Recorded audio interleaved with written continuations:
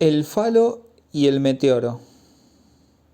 No sé muy bien por dónde empezar para terminar este curso. Por si acaso, les puse en la pizarra dos esquemitas. El primero es viejo.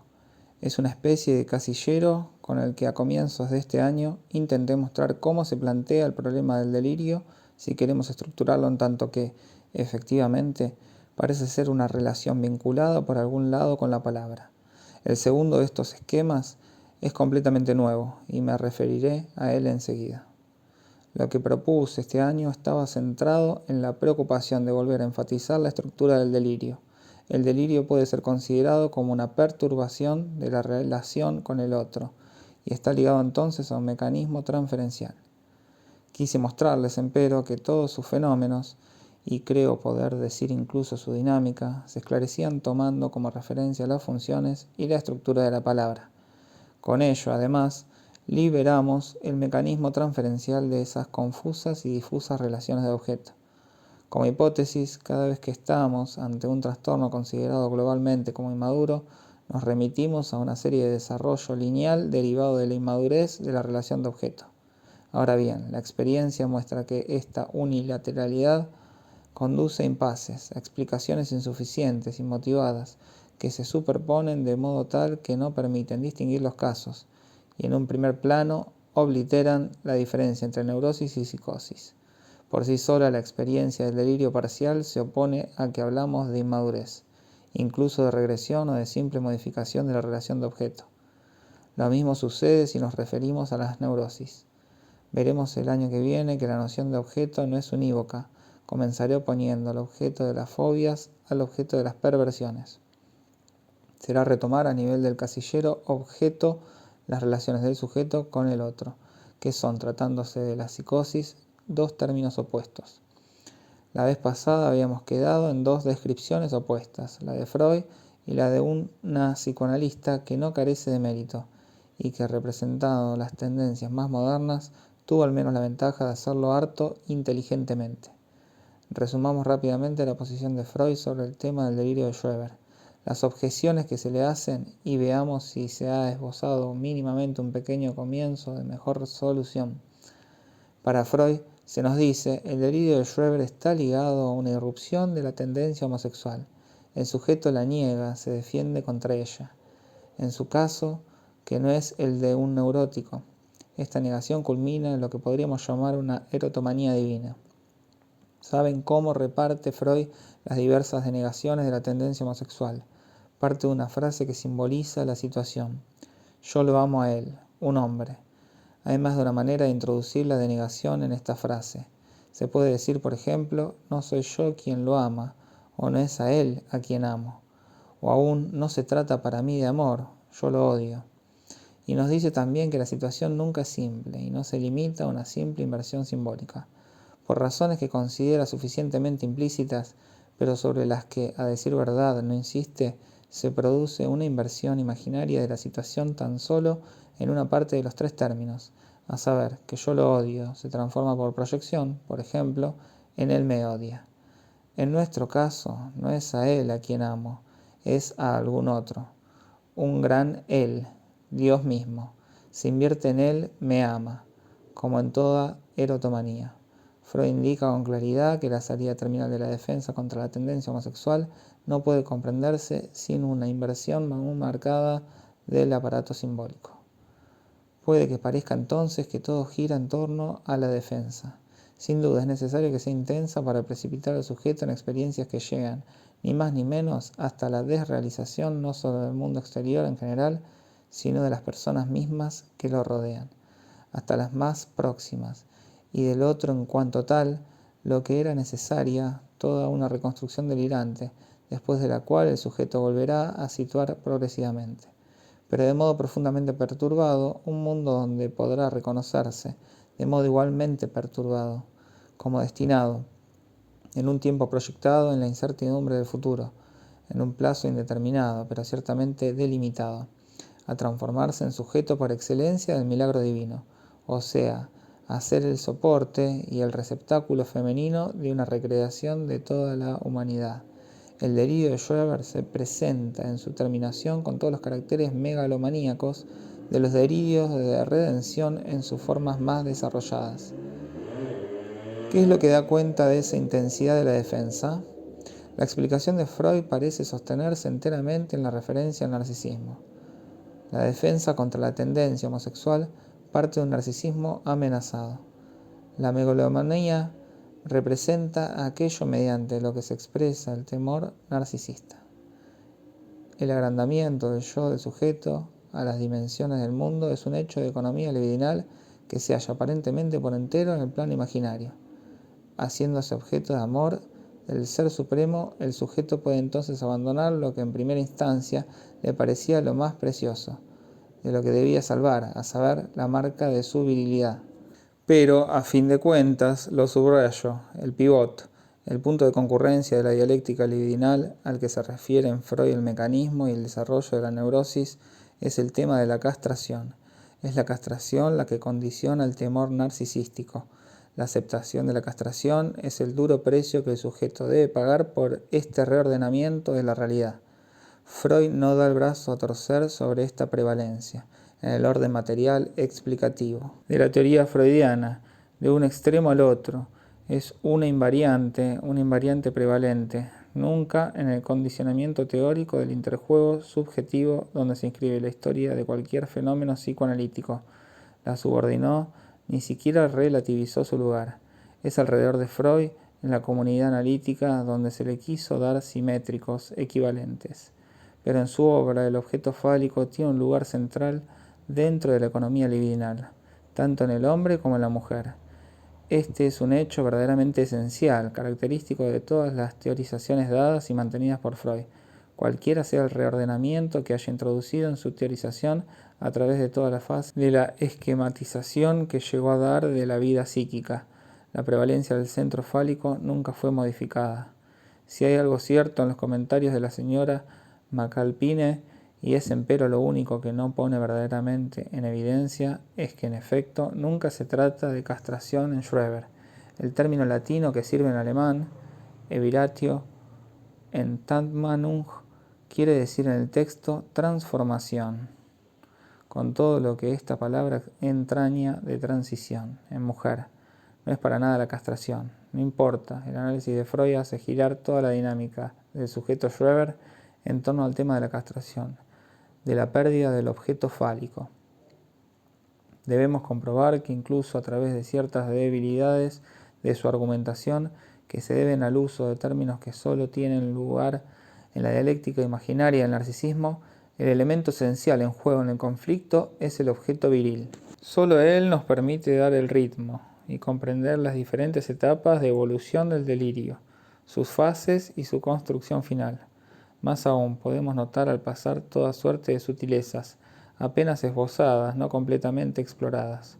Freud muestra, por ejemplo, que la sola proyección no puede explicar el delirio, que no se trata de un reflejo en espejo del sentimiento del sujeto, sino que es indispensable determinar en él etapas y, por así decirlo, en un momento dado una pérdida de la tendencia que envejece. En el curso del año insistís mucho sobre el hecho de que lo que fue reprimido en el interior reaparece en el exterior. Vuelve a surgir en un trasfondo, y no en una estructura simple, sino en una posición, si me permiten la expresión interna, que hace que el sujeto mismo, que resulta ser en el presente caso el agente de la persecución, sea ambiguo, problemático. En primera instancia no es sino el representante de otro sujeto que no solo permite, sino que sin duda alguna actúa, en último término. En resumen, hay un escalonamiento de la alteridad del otro. Este es uno de los problemas a los que Freud, a decir verdad, nos conduce, pero donde se detiene.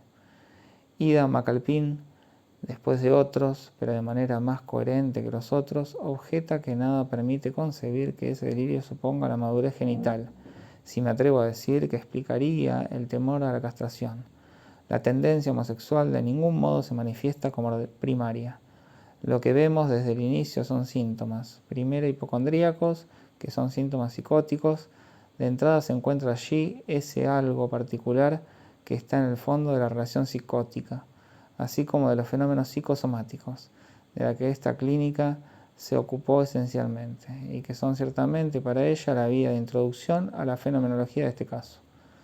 Allí pudo tener la aprehensión directa de fenómenos estructurados de modo totalmente diferente a cómo lo está en la neurosis, a saber, donde hay no sé qué impronta o inscripción directa de una característica, e incluso en ciertos casos de un conflicto, sobre lo que puede llamarse el cuadro material que presenta el sujeto en tanto que ser corporal. Un síntoma como una erupción diversamente calificada dermatológicamente del rostro se movilizará en función de tal o cual aniversario, por ejemplo, de manera directa sin intermediario, sin dialéctica alguna, sin que ninguna interpretación pueda marcar su correspondencia con algo que pertenezca al pasado del sujeto. Esto es sin duda lo que impulsó a Ida McAlpin a plantearse el muy singular problema de las correspondencias directas entre el símbolo y el síntoma. El aparato del símbolo está tan ausente de las categorías mentales del psicoanalista de hoy que es únicamente por intermedio de un fantasma como dichas relaciones pueden ser concebidas, y toda su argumentación consistirá en referir el desarrollo del delirio a un tema fantástico, a una fijación original, según el término corriente de nuestra época, preedípica, subrayando que lo que sostiene el deseo es esencialmente un tema de procreación, pero desarrollado por sí mismo, asexuado en su forma, que no acarrea condiciones de desvirilización, de feminización, más que como una suerte de consecuencia posterior y de la exigencia en juego. El sujeto es concebido como nacido en la sola relación del niño con la madre, antes de toda constitución de una situación triangular. Entonces es cuando nacerá en él un fantasma de deseo de igualar a la madre en su capacidad de hacer un niño. Esta es toda la argumentación de la señora McAlpin, que no tengo por qué describir aquí en la riqueza de sus detalles, ya que está a vuestro alcance en el prefacio y el postfacio harto desarrollados de la edición inglesa del texto de Schreber realizado por ella. Lo importante es ver que esta elaboración está ligada a una reorientación de toda la dialéctica analítica que tiende a hacer de la economía imaginaria del fantasma, de las diversas reorganizaciones, desorganizaciones, reestructuraciones, desestructuraciones fantasmáticas, el punto pivot de todo progreso comprensivo y también de todo progreso terapéutico. El esquema actualmente aceptado de modo tan habitual, frustración, agresividad, regresión, están en el fondo de todo lo que la señora McAlpin supone poder explicar de este delirio. Llega muy lejos en este sentido. Solo hay, dice, declinar crepúsculo del mundo, y en un momento dado desorden casi confusional de las aprehensiones de la realidad, porque es necesario que ese mundo sea recreado. Introduce así, en la etapa más profunda del desorden mental, una especie de finalismo. Todo el mito es construido porque es la única manera para el sujeto Schreber de satisfacerse en su exigencia imaginaria de alumbramiento. La perspectiva de Ida McAlpin puede permitir efectivamente, sin ninguna duda, concebir la puesta en juego, la impregnación imaginaria del sujeto por renacer. Calco aquí uno de los temas de Schreber que es, como saben, el picturing. Pero desde una perspectiva como esta, donde solo se trata de fantasmas imaginarios, ¿qué nos permite comprender la prevalencia dada por Freud a la función del padre? Por más debilidades que tenga la argumentación freudiana respecto a la psicosis, no puede negarse que la función del padre es tan exaltada en Schreber que hace falta, ni más ni menos, que Dios Padre, y en un sujeto para quien hasta entonces esto no tenía ningún sentido, para que el delirio llegue a su punto de culminación, de equilibrio, la prevalencia en toda la evolución de la psicosis de Schreber de personajes paternos que se sustituyen unos a otros, hasta identificarse con el propio Padre Divino, con la divinidad marcada con el aspecto propiamente paterno. Es innegable, inquebrantable y destinado a que volvamos a plantear el problema. ¿Cómo puede ser que algo que da tanta razón a Freud solo sea abordado por él bajo ciertos modos que dejan mucho que desear? En realidad todo está equilibrado en él, y todo sigue siendo insuficiente en la rectificación de la señora McAlpin. No solo la enormidad del personaje fantasmático del padre nos impide contentarnos en modo alguno con una dinámica fundada en la irrupción del fantasma predípico. Hay todavía muchas otras cosas, incluyendo lo que en ambos casos permanece enigmático, mucho más que la señora McAlpin.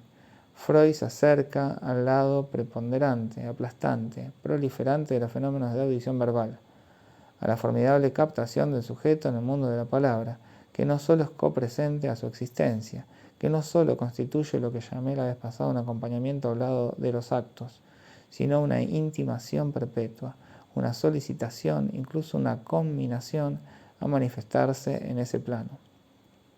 Nunca ni por un instante el sujeto debe dejar de testimoniar al envite constante de la palabra que lo acompaña, que él está presente, capaz de responder o de no responder, porque quizá dice, quieren obligarlo a decir algo necio, tanto por su respuesta como por su no respuesta. Debe dar fe de que está siempre despierto a ese diálogo interior. No estarlo sería la señal de lo que llama una perversum. Vale decir, como se lo ha traducido con justeza, una descomposición. Hemos llamado la atención este año sobre esto, e insistimos en ello para indicar que ese es el valor de la posición freudiana pura. A pesar de la paradoja que presentan algunas de las manifestaciones de la psicosis, si se la relaciona con la dinámica que Freud reconoció en la neurosis, es abordada de todos modos de manera más satisfactoria desde su perspectiva. Freud nunca delimitó completamente su perspectiva, pero esto hace que su posición se sostenga en comparación a esa suerte de planificación, por así decir, de signos instintivos a los que tiende a reducirse después de la dinámica psicoanalítica. Hablo de esos términos que él nunca abandonó y que exige toda comprensión analítica posible, incluso cuando solo encajan aproximativamente, porque en ese caso es cuando mejor encajan, me refiero a la función del padre y el complejo de castración. No puede tratarse pura y simplemente de elementos imaginarios. Lo que encontramos en lo imaginario en forma de madre fálica no es homogéneo, como todos ustedes saben, con el complejo de castración, en la medida en que éste está integrado en la situación triangular del Edipo. Esta situación no es elucidada completamente por Freud, pero por el solo hecho de que siempre la mantiene, está ahí para prestarse a una elucidación, que solo es posible si reconocemos que el tercero, central para Freud, que es el padre, tiene un elemento significante, irreductible a toda especie de condicionamiento imaginario. No digo que el nombre del padre sea el único de quien podamos decir esto. Podemos desprender este elemento cada vez que aprendemos algo que, hablando estrictamente, pertenece al orden simbólico. Releí al respecto una vez más el artículo de Ernest John sobre el simbolismo. Voy a retomar uno de los ejemplos más notorios, donde este consentido del maestro intenta captar el fenómeno del símbolo. Se trata del anillo. Un anillo, nos dice, no entra en juego como símbolo analítico en tanto representa el matrimonio, con todo lo que entraña de cultural y elaborado, incluso de sublimado, pues es así como se expresa. El anillo como símbolo del matrimonio debe buscarse en algún lado en la sublimación. Todo esto es despreciable, nos pone la carne de gallina. No somos personas a las que hay que hablarles de analogismos. Si el anillo significa algo, es porque es el símbolo del órgano sexual femenino. ¿No se presta el estilo de esta declaración a dejarnos pensativos cuando sabemos que la puesta en juego del significante en el síntoma no tiene lazos con lo que es del orden de la tendencia?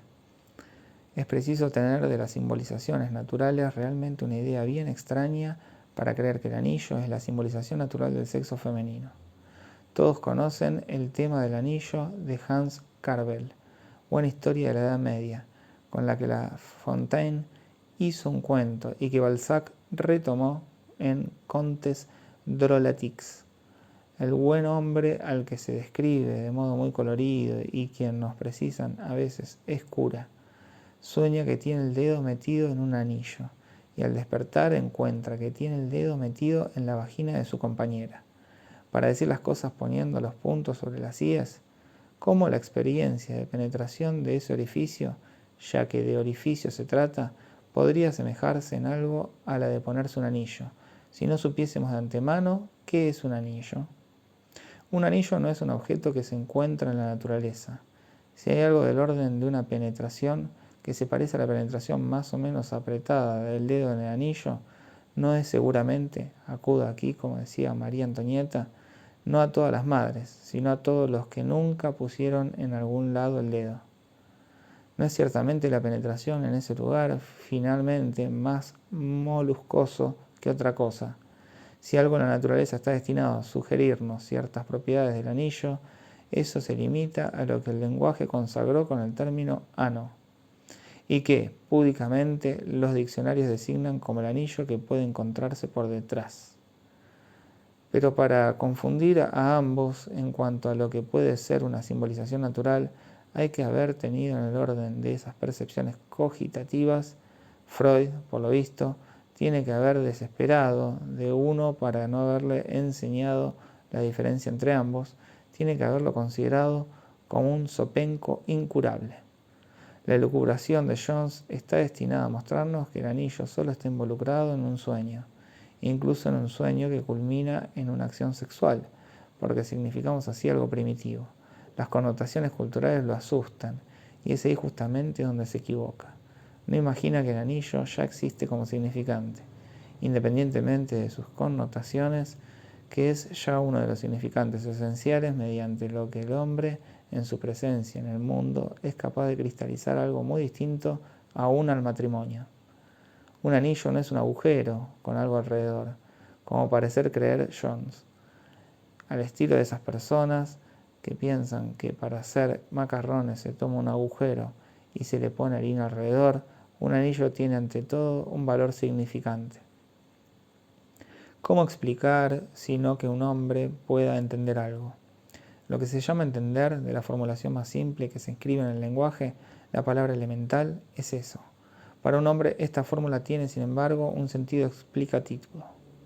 Vio algo, cualquier cosa que está ahí, y es eso. Cualquiera sea la cosa en cuya presencia está, aunque se trata de lo más singular, de lo más bizarro, incluso de lo más ambiguo, es eso. Ahora esto se apoya en otro lugar que donde estaba antes, es decir, en ningún lado. Ahora es eso. Quisiera tomar adrede por un momento un fenómeno ejemplar, por ser el más inconsistente de los que pueden presentarse al hombre. El meteoro. Por definición, el meteoro es eso. Es al mismo tiempo real. Es ilusorio. Sería totalmente errado decir que es imaginario. El arco iris es eso. Dicen que el arco iris es eso o aquello, y luego lo buscan. Durante cierto tiempo se rompieron la cabeza con él, hasta Descartes, quien redujo completamente ese asuntito.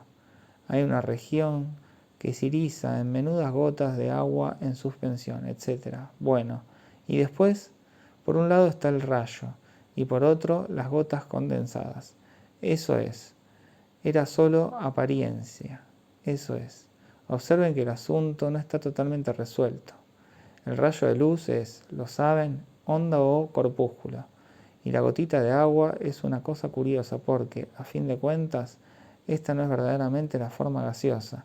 Es la condensación, la recaída en estado líquido, pero recaída suspendida entre ambos, llegada al estado de napa expansiva, como el agua.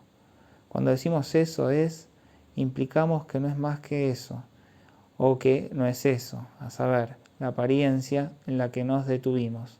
Pero esto no prueba que todo lo que salió a continuación no es más que eso. Como el no es eso estaba implicado ya en el eso es original. El arco iris es un fenómeno que no tiene ninguna especie de interés imaginario. Nunca se vio a un animal prestarle atención. Y a decir verdad, el hombre no presta atención a una cantidad increíble de manifestaciones cercanas. Las diversas iridescencias están muy expendidas en la naturaleza y dejando de lado los dones de observación o una investigación. Nadie se detiene en ellas. Si en cambio el arco iris existe, es precisamente en relación al eso es. Esto hace que lo hayamos llamado arco iris y que, cuando se habla de él, a alguien que todavía no lo vio, hay un momento en que se le dice, el arco iris es eso. Y ese es eso supone la implicación de que vamos a dedicarnos a él hasta el cansancio, para saber qué se oculta detrás, cuál es su causa, a qué podremos reducirlo. Observen bien que lo que caracteriza desde el origen el arco iris y el meteoro, y todo el mundo lo sabe, pues es por eso que se lo llama meteoro, es que precisamente detrás nada se oculta, está enteramente en esa apariencia, lo que lo hace subsistir empero para nosotros, al punto que no paramos de hacernos preguntas sobre él. Se debe únicamente al eso es del origen, a saber, la nominación en cuanto tal del arco iris. no hay más que ese nombre. En otros términos, para avanzar más, ese arco iris no habla, pero se podría hablar en su lugar. Nadie nunca le habla, es muy llamativo. Se interpela a la aurora y a toda clase de cosas. El arco iris tiene el privilegio, al igual que cierto número de manifestaciones de esa especie, de que no se le habla.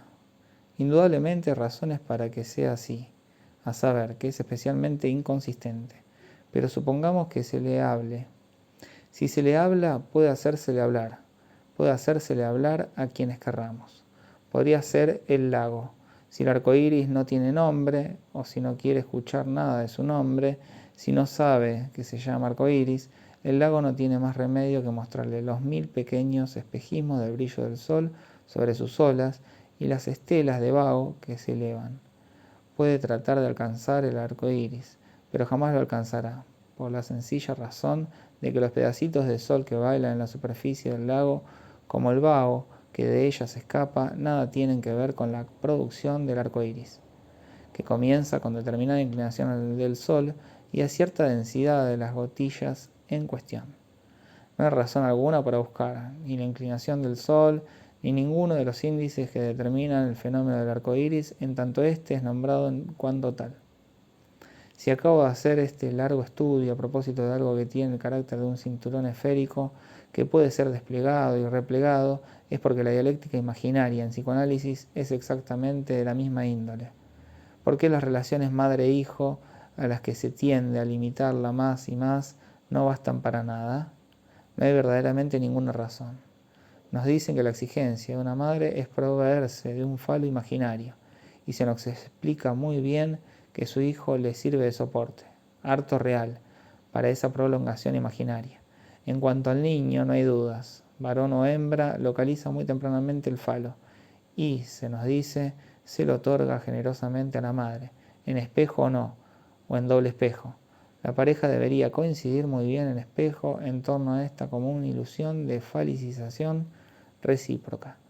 Todo debería suceder a nivel de una función mediadora del falo. Ahora bien, la pareja en cambio se encuentra en una situación de conflicto, incluso de alienación interna, cada quien por su lado. ¿Por qué? Porque el falo, si me permiten la expresión, se pasea. Está en otro lado. Todos saben dónde lo pone la teoría analítica. Se supone que el padre es el portador. En torno a él se instaura el temor a la pérdida del falo en el niño, la reivindicación, la privación o la molestia, la nostalgia del falo en la madre. Ahora bien, si en torno a la falta imaginaria del falo se establecen intercambios afectivos imaginarios entre madre e hijo, lo que la convierte en el elemento esencial de la cooptación intrasubjetiva, el padre, en la dialéctica freudiana, tiene el suyo. Eso es todo. Ni lo cambia, ni lo dona. No hay ninguna circulación. La única función del padre en el trío es representar el portador, el que detenta el falo. El padre en tanto padre tiene el falo, y más nada. En otros términos, es aquello que debe existir en la dialéctica imaginaria, para que el falo sea otra cosa que un meteoro. Esto es tan fundamental que si intentamos situar en un esquema lo que mantiene en pie la concepción freudiana del complejo de Edipo, lo que está ahí en juego no es un triángulo padre, madre, hijo, sino un triángulo padre, falo, madre, hijo. ¿Dónde está el padre ahí dentro? Está en el anillo que permite que todo se mantenga unido.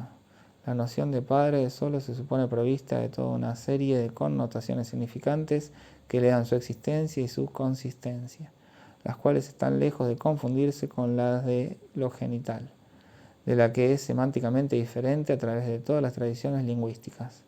No voy a citarles Homero y San Pablo para decirles que invocar al Padre, ya sea Zeus o algún otro, es algo totalmente distinto a referirse pura y simplemente a la función generadora.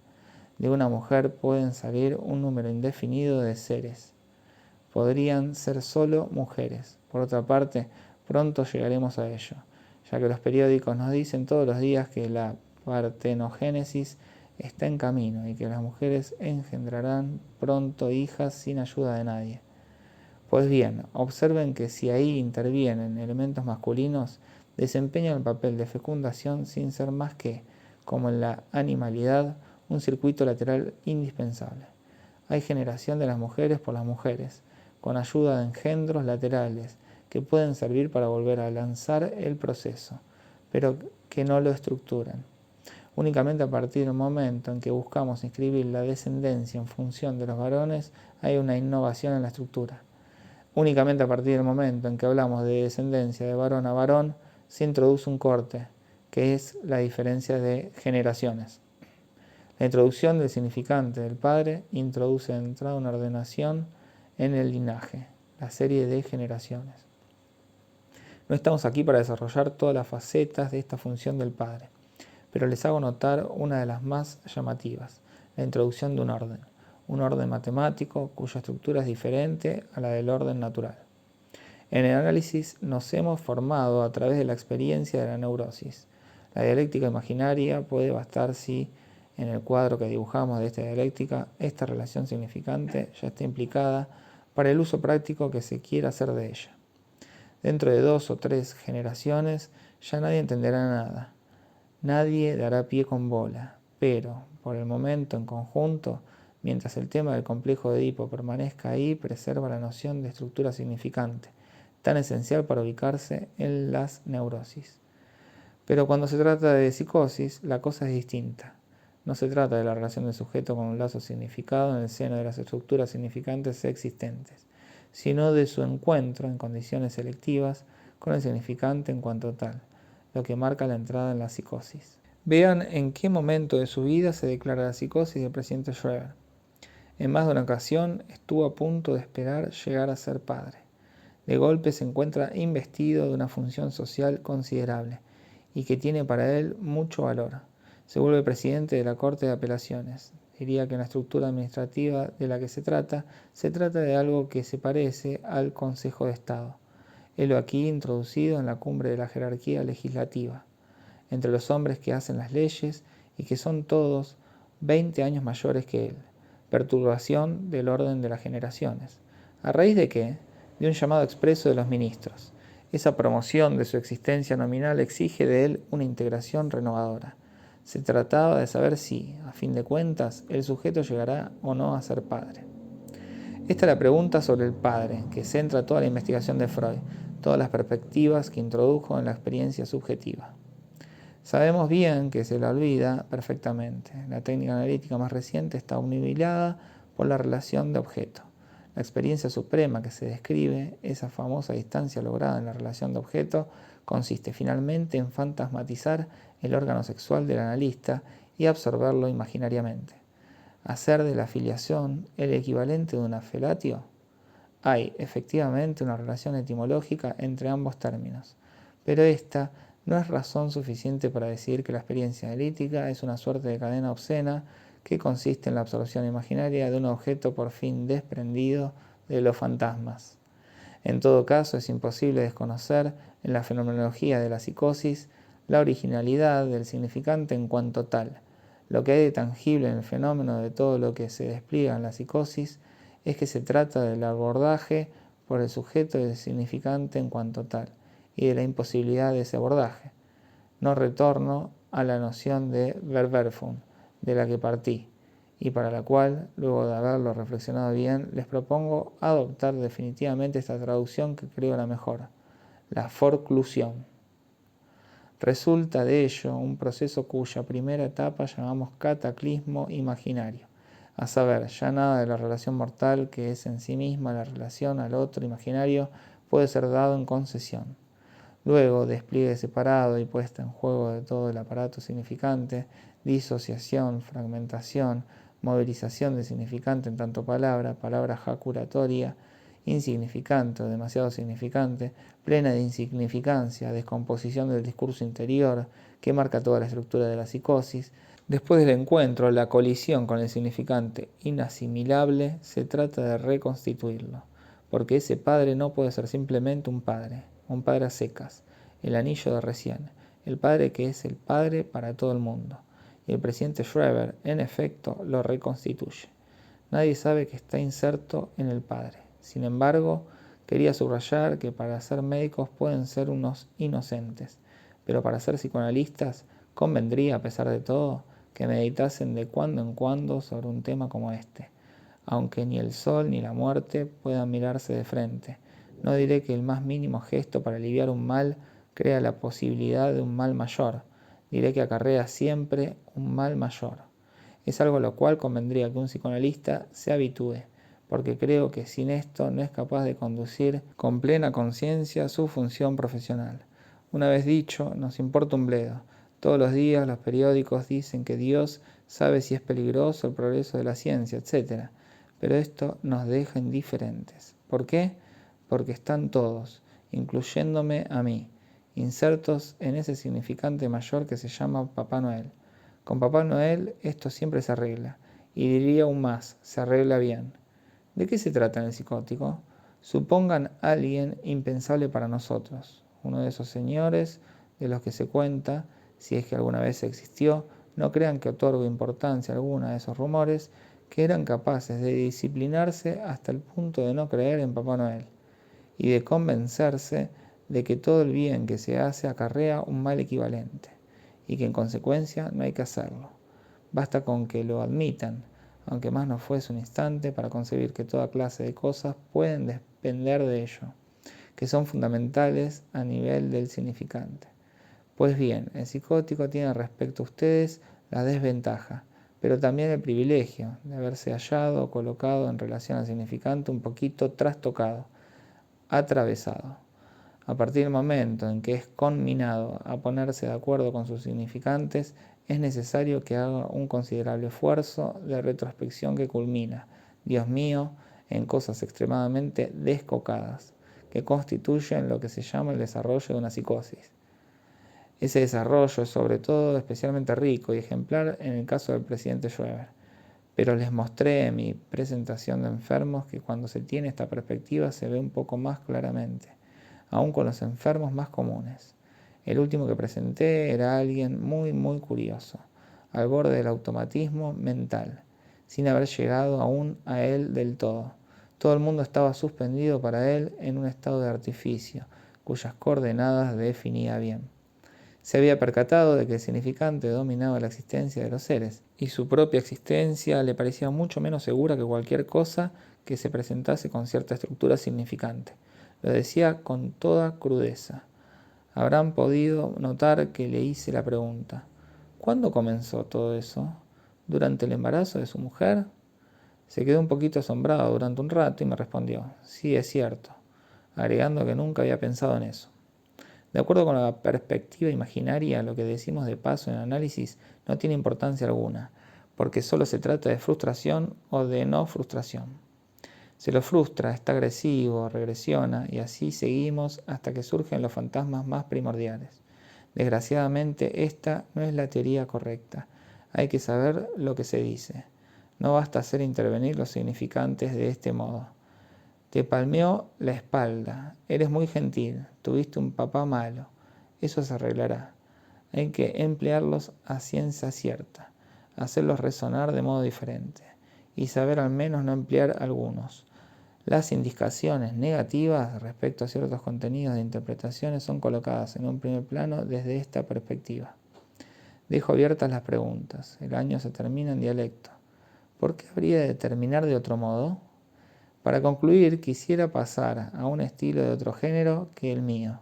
Hace ya algunas semanas me había prometido terminar con una muy bella página de un admirable poeta que se llama Guillaume Apollinaire. Está sacada del Encantador pudriéndose. Al final de uno de los capítulos está el encantador que se pudre en su tumba y que, como todo buen cadáver, no diré farfulla, como diría Barrés, sino encanta, y habla muy bien. Está también la dama del lago, sentada sobre la tumba. Es ella quien lo hizo entrar en la tumba, diciéndole que saldría fácilmente, pero también tenía sus trucos.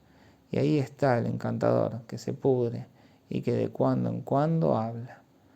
Estamos pues ahí, cuando llegan en medio de cortejos diversos algunos locos, y un monstruo que espero reconocerán.